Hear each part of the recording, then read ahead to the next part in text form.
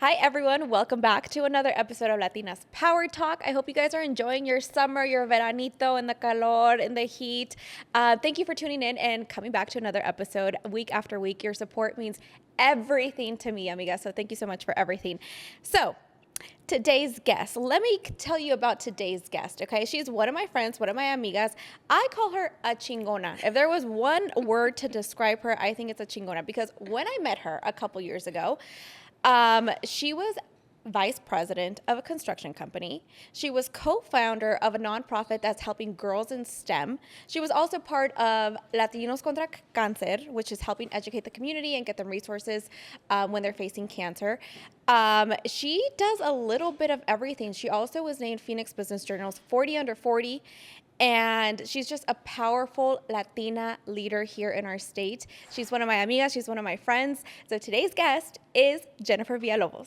Hi, guys. Hi, girl. How are you? Good. How are you? Good. Honestly, we met maybe 2 years ago? Yeah, 2-3 years ago. Shout out to Nailea. Yes, our Nailea. Friends. Yes, thank you for connecting us. But honestly, when I met you, Nailea always talked so much about you. You're like, you have to meet my friend Jennifer. She's amazing. She's a chingona and all this. And once I met you, it's like, okay, I understand what she was talking about. Oh, you are doing the damn thing. You really are. Do you realize that you really do have a lot going on for you? I do. I do realize. I see it in my ojeras. And my lack of sleep. My lack of sleep. No, I do realize that I have a lot going on, but I don't know. I feel like there's this fire underneath me that just lights me up, and I feel that I have this social responsibility too, to be this representation of our community and show people why they should hire more Latinos and why Latinos belong in a room that is full of white male, dominated industries, and more so Latinas, mujeres, and why we belong in that room. And I don't know why I took it upon myself or believe that I'm the calling. I am the one that has been called upon to do this, but I do. I really do have this sensation and this feeling of calling. And sometimes I get upset because I'm tired, and I'm very, very tired.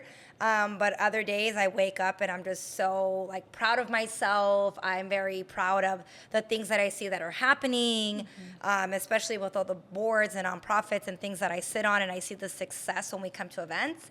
And I'm like, this is why. And the change and the that's change happening. Yes. I think we're in such a pivotal moment in society where it's okay, we see more inclusion. Right. Because of people like you, it takes strong women to start being taking a stance and being no, we need more people like us that look like us in these rooms. Right. You have to be vocal and be very confident in 100%. And I think we're in that pivotal moment right now where, because of people like you who started to not take no for an answer, who started to push toward that, there's more of us in there. I agree. You guys are paving the road for future generations. It's exciting, but it's also, with that comes a lot of work and a lot of stress. But I agree. I think there's been some women in my industry today that have kind of held my hand and have helped me and paved me, not just women, but also men. I can't tell you how many men that are my mentors today that have really helped elevate me and provide me the education and resources I need to be successful and see me flourish,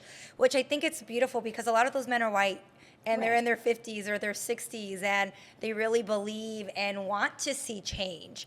Within, As much as we talk about there's not enough diversity, there are people who do fight for us and who do want to see us represented as well. Very much so. I think that's a good point, because I think we always talk about there's not enough of us. They don't want us here. They don't blah blah blah. But it's no, there are people. Yeah. And let's acknowledge and thank the people who really are coming alongside us and being no, I believe in you. Yes. And I think today more than ever, I moved to Phoenix almost 6 years ago, and I saw these different communities and these very powerful women. And I really moved to Phoenix in hopes that it would help elevate my career, which it has done. So where are you from? So I'm originally from a small town called Salinas, California. Oh, okay. Yep, my parents were migrant workers. I'm first generation Mexican American. First generation Latina. Latina, yes. And I was a migrant kid. So my parents growing starting up, we would spend 8-9 months in Salinas, and then we would follow the migration season and go down to Yuma, Arizona. And that was my whole life up until literally I graduated high school. Wow. And then I went. So how does that look like? Like you're It's nuts. 6 months in one school and then you move to a completely different state. Yes, it was always the same city and it was always the same state for the most part. So you kind of split your time. I would 50/50. split my time, Yeah. yes. Once I became like a sophomore, junior in high school, we stayed in Yuma because the credits were no longer transferring. And it was always this thing of like, you have to go to college. Like I'm the first in my family to graduate high school, to get my bachelor's degree, to get a master's degree. And I really think that helped pave the way for my sister when we talk about paving the way for other women. My sister and I have a really close relationship, and, it really kind of lit a fire under her butt to be like, I want to get my master's just like Jennifer. I want to, do the same things that my sister is doing, which I really admire and have a lot of love for her. And I've always, supported and opened doors wherever I can. So anyways, so I went to school at the University of Arizona. Bear down, Wildcats. Oh, no. No. It was all going well until this part. No. I am a Sun Devil. Go Sun Devils, ASU. You just broke my heart. House divided right now. This is serious. So you were in Tucson. So I was in Tucson, and I spent 10 years of my life there prior to me saying, like, I don't see myself moving up anymore. And I thought that Phoenix was the next big thing. Honestly, I was terrified to come to Phoenix. I didn't know anybody here. It was really my sister that was like, graduated college, and she was like, I'm moving to Phoenix. And this was your younger sister? My younger sister, yep. Okay. I just have a younger sister, and she was the one, I'm moving to Phoenix. And at the time, she was living with me, and, she didn't pay for rent. She didn't pay for rent. She didn't pay for bills. And I'm like, oh, like, what? I got a job. And I was like, and what? She's like, social services. And I'm like, okay. Like, I worked for a private company, and I was like, how much do you get paid? And you know how much rent is in Phoenix?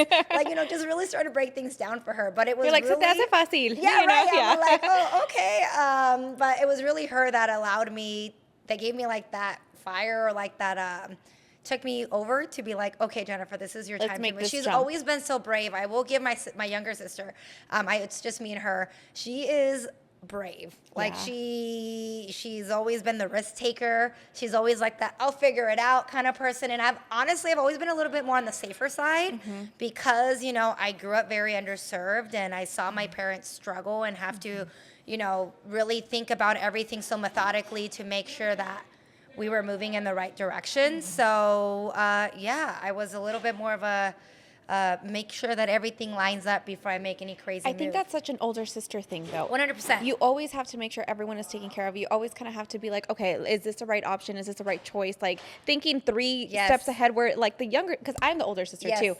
And the younger sister kind of goes from the heart, like, this is what I'm feeling today. Right. Peace out. Rebelde. I'm out of here, Yeah. But I think it's beautiful that like you led her to pursue a higher education, and she led you to make this jump to a different city. 100%. It's like you guys lit fire under each other at different circumstances, So I think that's beautiful that like you guys can like really rely on each other for different things. 100%. A beautiful relationship. And I look back and I reflect on that, and I say like, it was really her. I thank her, and I really realized that it was her why I'm where I am today. Because if it wasn't for her, I would not be here. Really? I would not be here at all, because I was so scared to make really big moves. And again, because like my dad was like, why would you move? You have a great job. You have a house here, and the cost of living is very affordable. But I think sometimes you have to.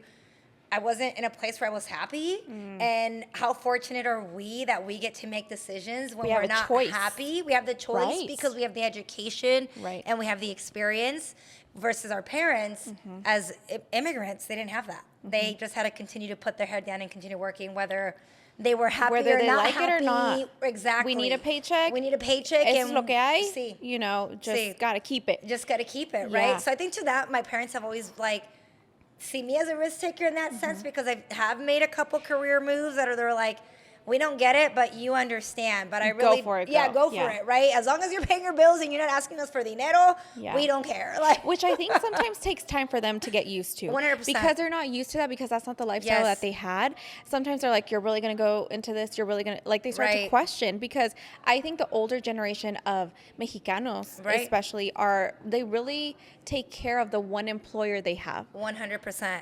And don't want to get them upset, don't want to take days off, even sometimes. My dad rarely takes time off. And I'm like, what is wrong with you? And I can't wait to, like, just go on another trip because I'm just so, my dad is exhausted. the same way. My dad, up until, like, maybe 2 years ago, like, maybe when COVID hit, he's like, you know what? I'm going to start taking my vacation. Now he takes his 3 weeks vacation. He's great. He goes to Mexico, relaxes, comes back, he's refreshed. Pero antes, he would never take vacation. But I want to talk about, so you said that your parents really always kind of said, you're going to college. 100%. So was it something, because this is something that I was talking to a friend about a few weeks ago.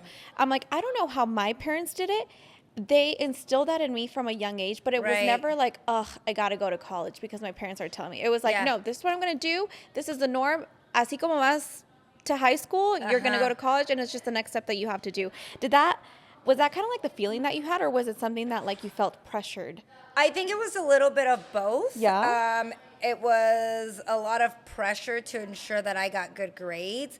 But then also it was a sense of, like, I saw the communities that we were coming from, and I didn't want to have that life. Right? I didn't want to live underneath my grandma's household with 5 other families. And, growing up, I lived in my grandma's garage. And then once the family made enough money to move out, then we moved into one of the bedrooms, and it was literally 4 of us, me, my mom, my dad, my sister, living in one bedroom. There was another family living in another bedroom. And although I really loved, being around family, that was not a lifestyle for me, right? I saw some of my family members get into, like, gang violence and drugs, and those were just things that I was like, that's not the life for me. And that wasn't the life that my parents wanted for me either, which is why they always worked so hard. So I think they always kind of, like, sprinkle that you're going to college, you have to get good grades. Like, for you to succeed, you need to obtain an education. That's why we're taking all these sacrifices, which then kind of creates a sense of, like, oh, dang it, I got to do well because my parents are sacrificing everything for us. But honestly, it also creates a lot of pride. Like, every time I've achieved things, I got a full ride to the University of Arizona. It was a lot of pride, not only for myself, but I know for my parents too. Right? Yeah, because they help contribute and get you to that place. 100%. So sometimes I look back and I'm like, I'm honestly grateful, because if it wasn't for that pressure and that light, again, I wouldn't be where I am today. And there was times that I would be like, oh my goodness, like, I just want to, like, stop and not worry about this. But it's everything happens for a reason, and I'm a huge believer in that. And I was very fortunate to have the support of my parents to say, like, we believe in you, and you need to go to college, and you need to pave the way for your sister, and you need to, like, continue to do great things, because those were opportunities that we had. And I think about that with everything that I do. Even when I go on trips, I'm like, how fortunate am I today to sit here on this beach, or, to be able to see, like, a cathedral out in Spain, because the sacrifices that my parents made and we made together. So, no, I'm very fortunate for all the things that I've done. And education has always been very important to me. Like, I don't think I would be where I am today if it wasn't for the education that I received. And I get asked that question. I hear people say, oh, I didn't need education. I'm like, yeah, because you're a white man. As a brown Latina woman, I think that I did need education for me to succeed. And if it wasn't for education, 100%, because I can't tell you how many times there was, when I made my move to Phoenix, I remember the person I was working for, like, that was like a staple. Oh, she has her MBA. And, like, it was almost like an extra, like, this is why we need to hire her. She has her MBA. Right. So they do honor, like, 100%. I think, yes, going to college is an advantage for us. That piece of paper gets you at least $20K more than the person without. 100%. Gets you that next job opportunity, that promotion. Yes. And 2 people who, like, I've heard of people who have been doing this job for 20 years, and a promotion, becomes available.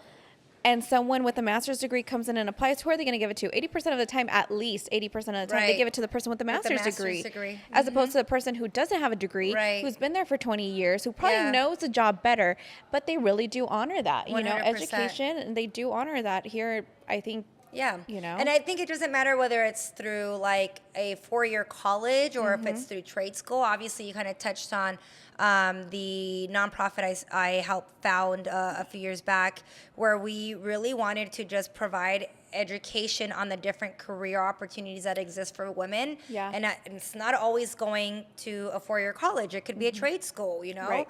And I think that's important. I think for me, it was more so like, I just want to be able to advocate for women, to let them know that you can be successful in other careers outside of nursing, outside of becoming a teacher, outside of medical, normal jobs, these careers and again, my parents were kind of, they thought for me to be successful, I had to go become a doctor, I had to become a lawyer, because that's all they knew, right? And I don't blame them. And I went to school thinking I was going to become a doctor, and I was like, this is not for me. I do not like this. Right, And I look back and we laugh, and I think my parents are still very proud in the career that I am today. But I didn't come across construction and commercial real estate and this world that I get to live in until 5 years ago. And I'm like, so let's talk about that for a little bit, because I feel like sometimes, I know I felt the pressure once I graduated from ASU. A lot of people think like, what you go to school for, en eso te quedas until the day you die, you know, and that's not really the case. Like, you came upon this 5 years ago, your career took a turn, you know, and I think we need to start normalizing that. 100%. That you can go through different stages in life. You can go through different chapters of and interests and things. And you're figuring it out. I'm still figuring it out. Yes. I'm 34 years old. I made a career, like a crazy career jump a year ago. I mean, still within the industry that I was in that made sense and aligned. But I pressed the restart button. Like you did, girl. When I met you, you were the VP of a construction company. Now you're in commercial real estate. Were you scared at that point to make that switch 100%. over? I was terrified. But I think I came to a point in my life where I realized my own value and my own worth, what I bring to the table.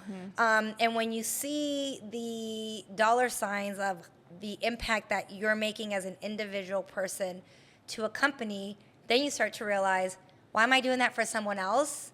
And again, I was getting paid a great salary, but it's like, but I'm only getting paid the salary when I see the numbers that the company is making. Like, the math wasn't mathing. The math wasn't mathing. You were making somebody else richer. Right. So I was like, no, like, ya es tiempo para que yo, you know, me haga esa persona. So I wanted to make a leap of faith, and I felt that in commercial real estate, it's very entrepreneurial. And I think what I did take away from the 5 years of me being a VP of sales and marketing was that I had the ability to close business, and I had the relationships to do so, which have really fruitioned in my almost 1 year here now that I made a leap into commercial a year already. Real estate. It's crazy. Oh my goodness, it's time crazy. flies.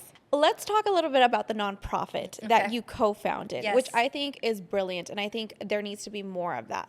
So it's all about creating opportunities for girls in STEM. And it kind of ties into what you were saying earlier of changing the narrative, changing this idea that society has that women can only go into certain careers. 100%. No, if we look at the number of STEM careers that are going to like be on the rise in the next few years, it's a big percentage. I think it's like, correct me if I'm wrong, because you know more about this, but it's like the fastest growing industry, I think, is STEM right now, right? Which means they're going to need more people who look like us as well in those jobs. So this nonprofit that you started, where did this idea come from? I think for me, it was, you know, being in that same position. And I sat down with the Girl Scouts, their CEO, good friend of mine, Christina Spicer, and we were just kind of sharing our stories, right? She's also Latina, I'm Latina, and just kind of talking about, to your point, like, I got my degree in Spanish translation and interpretation. And I started working for a very large interpreting company. I started off as a supervisor, then helped them open different contact centers across the U.S., and then eventually got my own contact center, and I became the contact center manager. So, like, that was a lifetime ago, right? I lived a different career. But because I didn't know about all these other opportunities that existed, and I remember just sharing like how upset I was that when I was younger and a teenager, like all I ever knew was becoming a doctor or a lawyer. I didn't know about all these other careers. One, I lived in a very underserved, community. So it's like not a lot of people came and talked to us about these great roles in construction or development or commercial real estate, which we can be very profitable and very successful and really create generational wealth. So that was super important to me. It's like you can become a plumber and be, an associate and learn under somebody for a few years and then go off and start your own plumbing company. And then those people make so much money. Like some of the most successful people I know are subcontractors. And it's just really cool to see them like just start all these businesses. And I wanted that to be more opportunities for minority people. And that was really where we got this idea was like, how do we expose more young women? So we created a project called the Mobile Building Space, which is a gift that was given to the Girl Scouts that we helped fundraise, I think about like $250,000, $300,000. Wow. And it's live. It was gifted to the Girl Scouts. It's pretty much like a mobile STEAM lab. Yeah, a mobile STEAM lab thing, bus. Right? Yes. And we partnered with the Girl Scouts because we knew that you needed to target women at a much younger age. By the time girls get to high school, because I remember I was like, I'm going to become a doctor. And you couldn't tell me otherwise because I thought I was going to become a doctor. Yeah. But if someone would have came to me at age 6 or age 7 and let me play with hammers and, all these really cool gadgets. Really experience like what their interests are. 100%. Right? Yeah. 100%. Or entrepreneurship. And it's so funny because I look back at my life and I'm like, how did no one ever think that I was going to kick ass in sales? I used to sell candy out of my backpack. Did they not see this coming? Like, Like I literally remember like getting birthday money and then going down to Mexico when I would visit my abuelita, and I would go off and buy a bunch of candy, and then I'd be like, all right, I have like 100 like, those little watermelon with like chamoy in them. And I was like, okay, I have 100 of those. I can sell each one at 50 cents. And then this is going to be my return. And then I deduct whatever I bought. And like, I was like out hustling. yeah. And I would do this out of fun because I wanted money and I wanted to get money. But because you enjoyed it as well. Oh my goodness, I loved it. But I think like also when we were growing up in school, we just had normal like English, history, blah, blah, all this stuff. Now I think schools are really tapping into that. 100%. In elementary schools. Yes, I hear that. With like dual language, STEM, magnet schools, all this other robotics. I hear like all these things. And like, I think that's beautiful that we're allowing kids at a young age to tap into their talents, tap into what they're good at and be like, okay, I can see this as a career 100%. And start opening the doors, because I feel like sometimes we're so like cerrado as to like, oh, let me go through a typical route or whatever that is in their mind. You know what I mean? Of going to school for finance, going to school for business. Right. Which nothing wrong with those careers, but if you're not passionate about it, then you're going to really hate your job. Right. And then also understanding what you can do with the finance degree. Most people think, I have a finance degree, I have to go be an accountant for sit in a cubicle. Sit in a cubicle all day. When it's like, you have a finance degree, you can go into development. You can understand how to create pro formas and make sure that these deals and these projects are going to be, profitable. If you like talking to people or teaching people. And then you bring this collaboration of all your skill sets and really take it to the next level. And another reason why we wanted to start that program was because we wanted to show women and girls that there are other women in these careers. The biggest thing that we would say is like, you have to see it to believe it. If you don't see women in, these roles, how are you going to be successful, and how are you not going to want to quit when you don't see anyone that looks like you in these roles? And honestly, that is one of the main things of why I started this podcast. There really is power in showcasing like people who look like us in these positions that we can envision ourselves in, that our kids can envision ourselves in, and sharing those success stories, but also like the obstacles that come with it. Because I feel like sometimes like people think because of social media, like, oh, like no les costó nada, like there was no struggle. I'm struggling now, so maybe I'm doing something wrong. And it's like, no, we all struggle. We all doubt ourselves at some point or the other. We all are trying to figure it out because we don't know. No one was given a handbook, And I think we don't have also mentors within our own families to be like, hey, Theo, hey, Tia, hey, Mom, hey, Dad. Every time I've made a career shift, I do call my parents to let them know. But at the end of the day, they're like, tú sabes, right? Tú sabrás si esa es the right move or not the right move, because they really can't tell me because they've never experienced that. I mean, they don't really know what I do. To be very honest, never have they really known what I do. Like, oh, great. Like, we know that Jennifer's doing well because she's not asking us for money, you know? And but, like, they don't know that I'm, like, out here struggling. Like, they don't know that I have to, like, close deals for me to get paid. Like, they have no idea. They don't know the depths of it. Right. And you know what? That makes a good point, because sometimes, like, I go to my dad when it's, like, something that I'm like, okay, I don't know what to do. I go to my dad and I'm like, what do you think? No, pues tú sabrás. También lo mismo me dice. And sometimes I get frustrated. I know. Right. Sometimes I get frustrated because I'm like, Dad, I need you to, like, give me something, you know? But I think that's right. It's because they haven't experienced it and they don't know the depths of it. Right. They don't know our struggles. They don't know what our needs are, like, based in our life and stuff like that. So I think that's 100% accurate. And I think it's, like, beautiful that I think through the process, from what I see with you, is that you also like to, like, give back to 100%. Our community. I think that's so important. Yeah. It's my biggest passion. I think there's power to struggling and, you know, through going through those ups and downs. But I also believe that, why do I need to make things much more difficult and see you struggle through that versus, hey, let me just open the door and help you. And then there's going to be another challenge that you're going to encounter even with me opening the door. And, like, figure that one out, because maybe that's something that I haven't gone through that I can, but it's like, I don't like the culture where we're like, well, let's see them struggle and let's see them, like, fail. And, you know, I think there's value to failing, but, you know, if we can uplift each other and help get one step closer to where we need to go to, I think there's much more power in that. And I think that's why having mentors is so important, which, again, I didn't even know what a mentor really was until I came up to Phoenix and I started to invest in these different, like, organizations, which I think is very important too.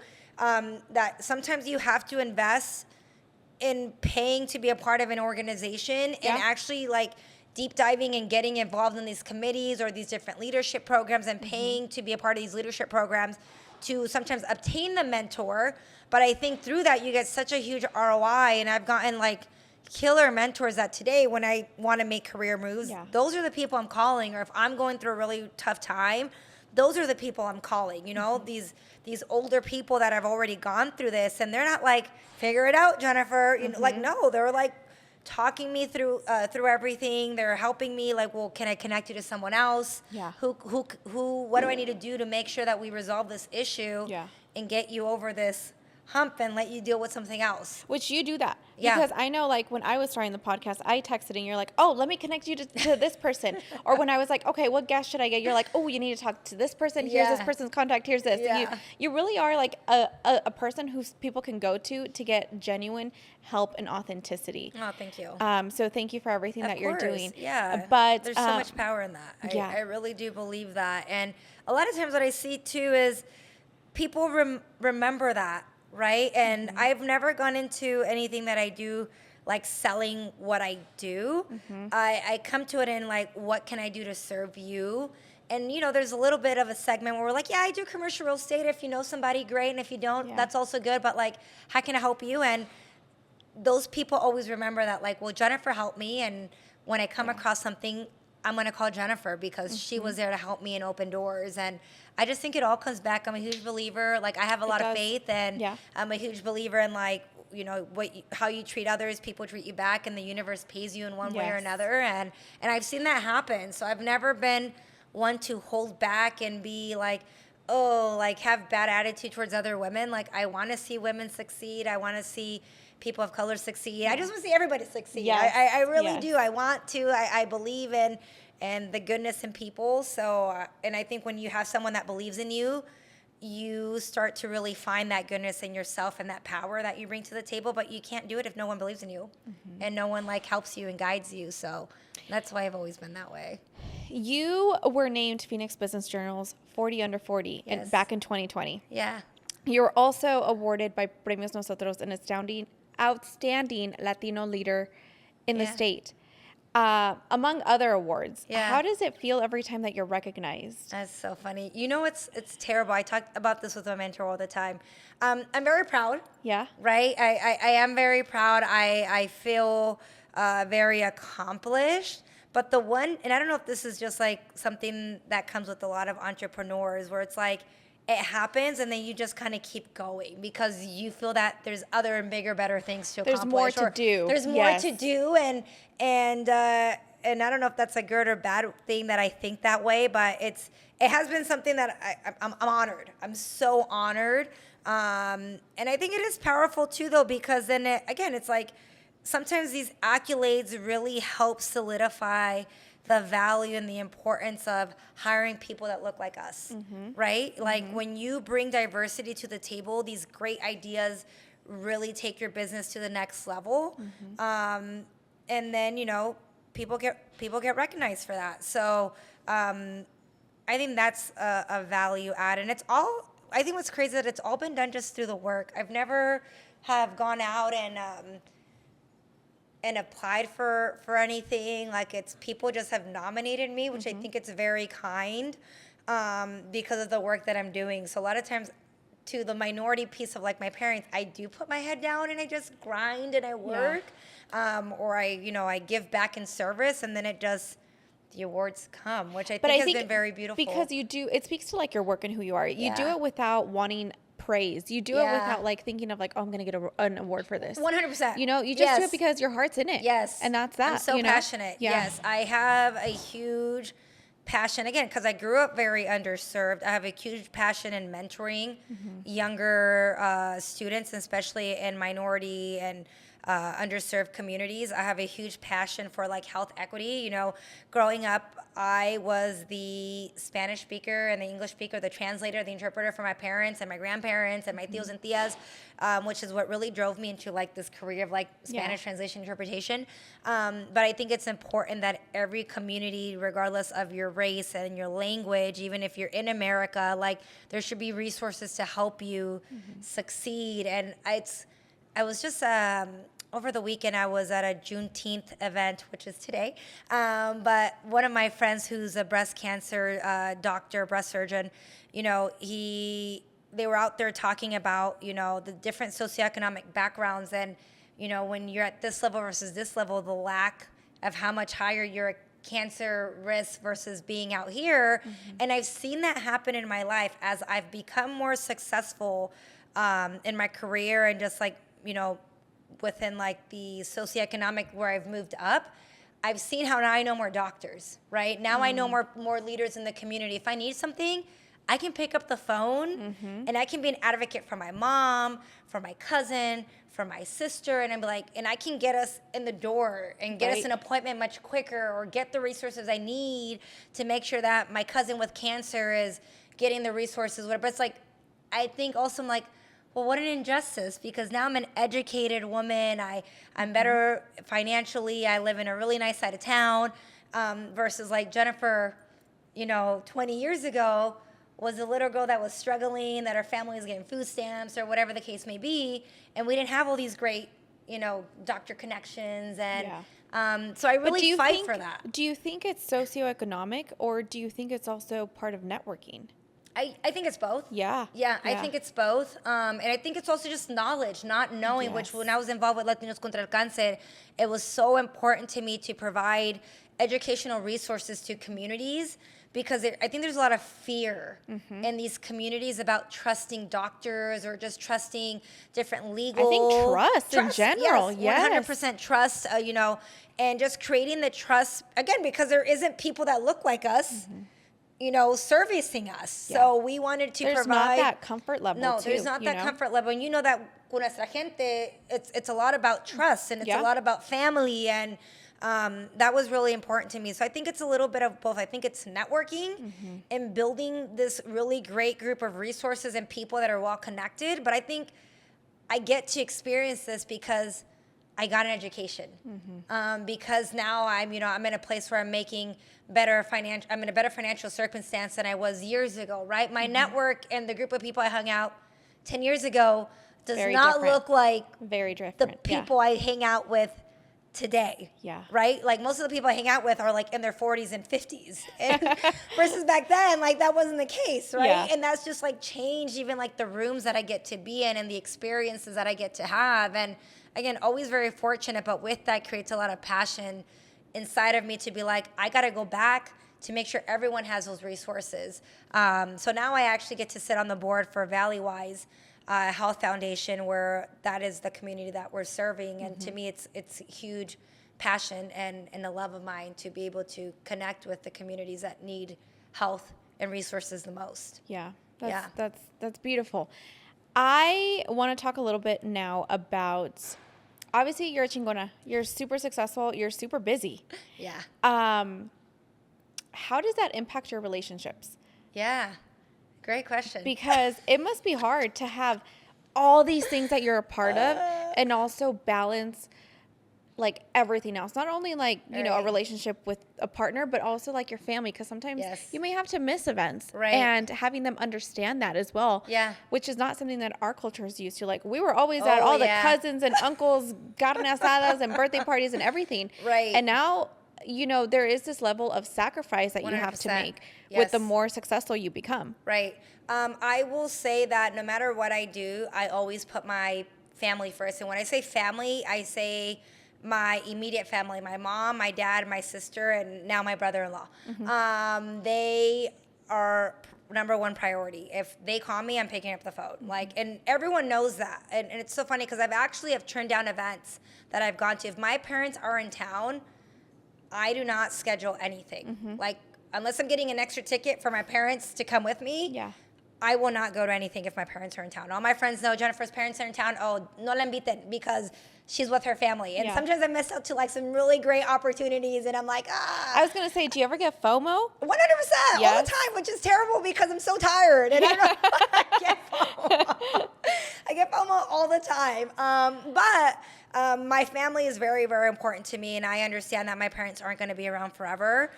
So that time with my parents is very special, and my parents raised us to be very united, very close. So anything that my parents do is my number one priority for them.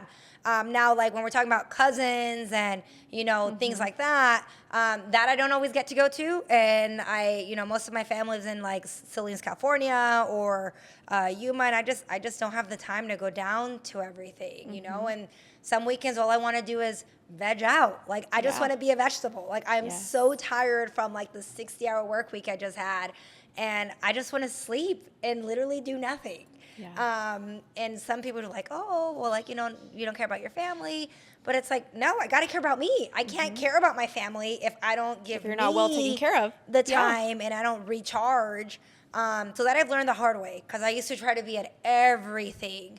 And I saw myself getting sick, and I saw myself, just not being in the best energy. And to me, I have gotten to a point where it's like, if I am not Jennifer at 100%, I don't go to an event. If I'm going to go to an event and I am at 50%, I don't want to go, because you're not going to see 100% Jennifer. And that's not the Jennifer I want you to meet. I want you to meet energetic, full on, like Jennifer, right? Your whole personality. My whole person, hate me or love me, that's who I want you to meet. So I will not go to things now. If I've had a day and I am like, oh man, I really wanted to go to the vet, but I'm at 50, I won't go. It just is not worth it to me. I like that, because honestly, I got to a point where I was starting to lose my voice every month. Every month, out of nowhere. I wasn't even sick. I wasn't getting a cold. I was just like, I would not have a voice. And I think it's because I was overdoing it.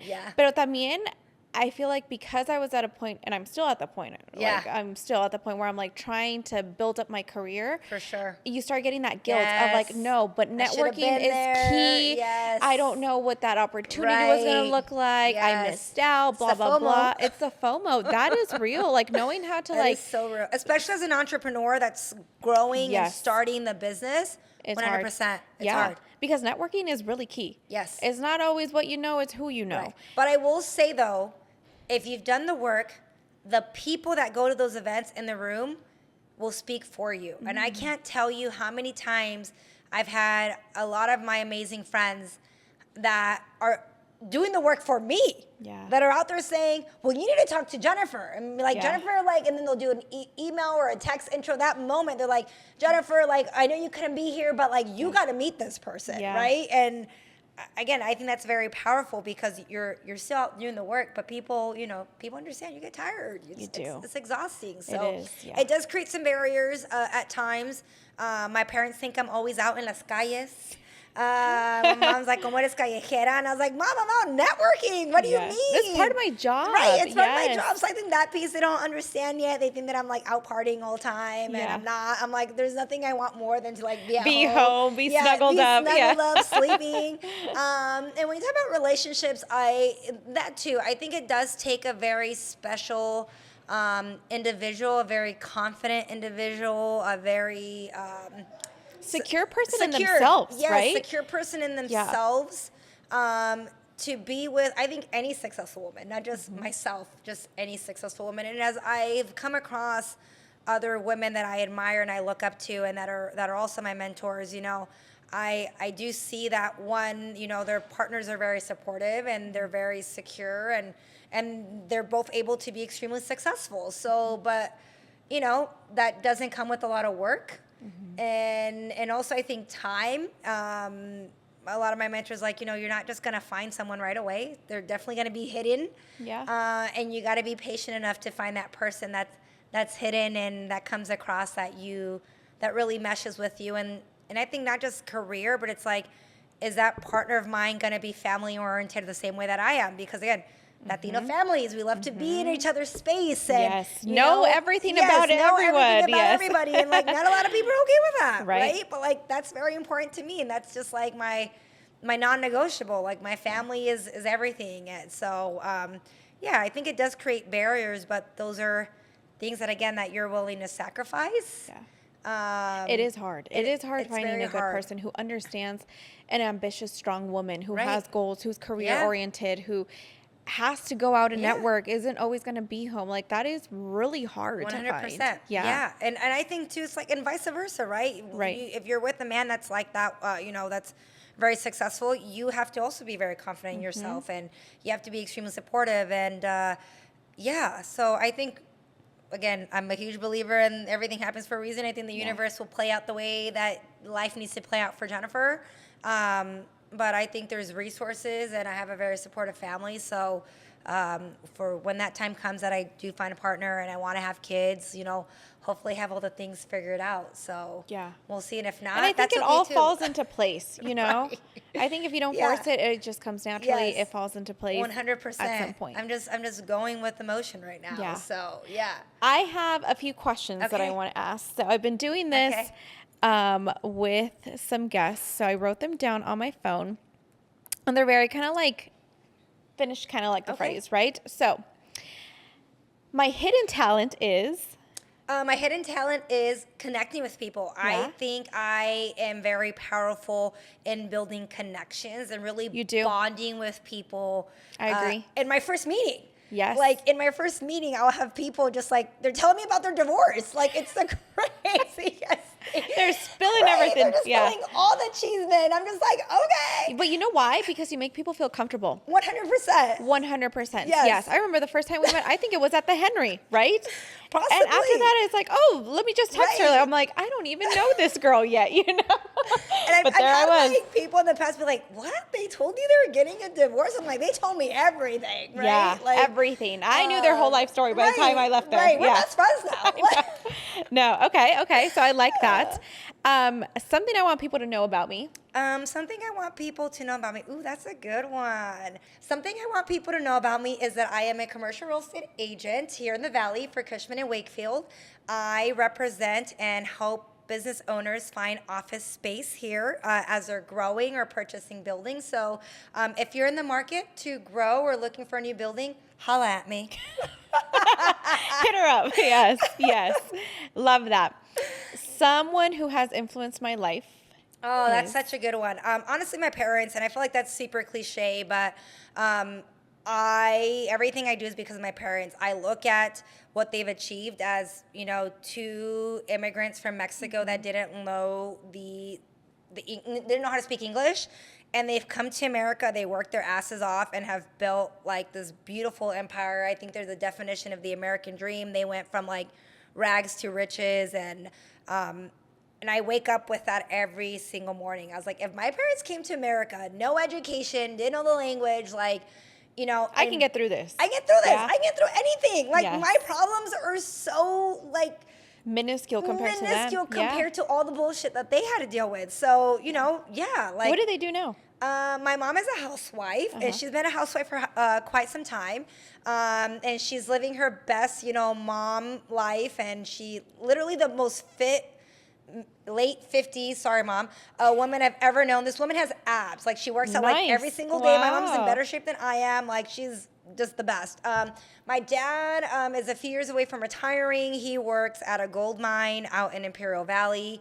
And I think he's ready, but he's just making sure like everything is lined up. Is that where you get it from? I think so. That's yeah, my dad's an overthinker. I'm an overthinker. Yeah. So yeah.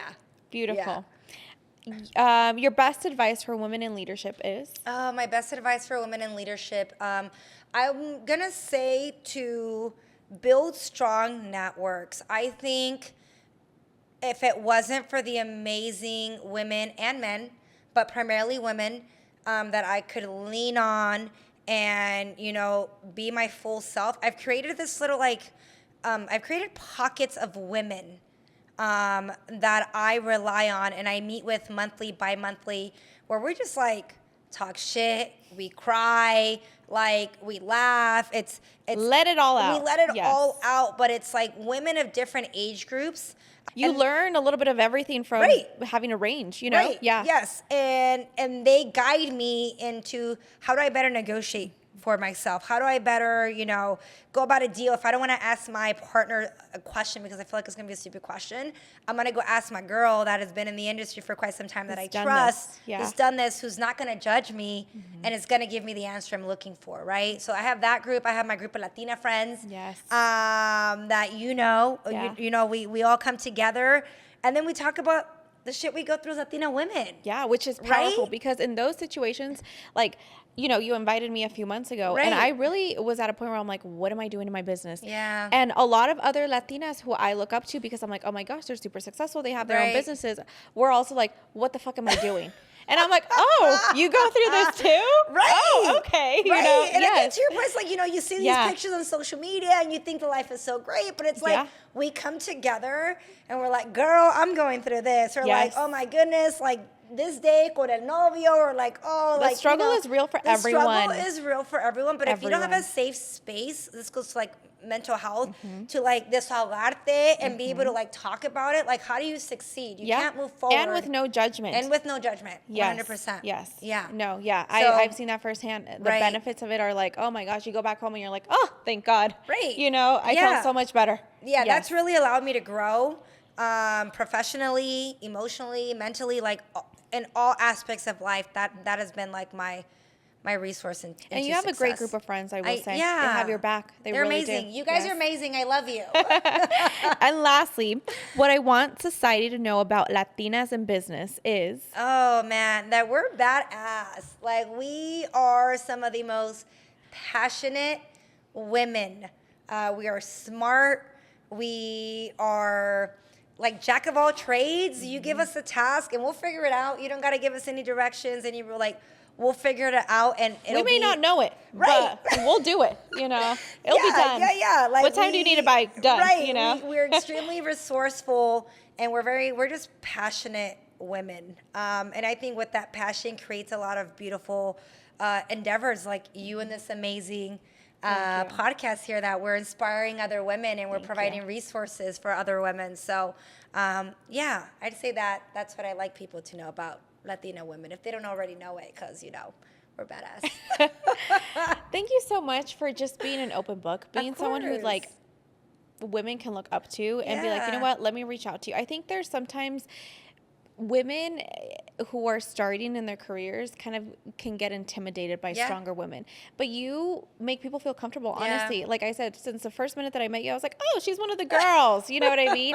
I think your energy is contagious, and I love seeing you thrive in everything that you do. I really do.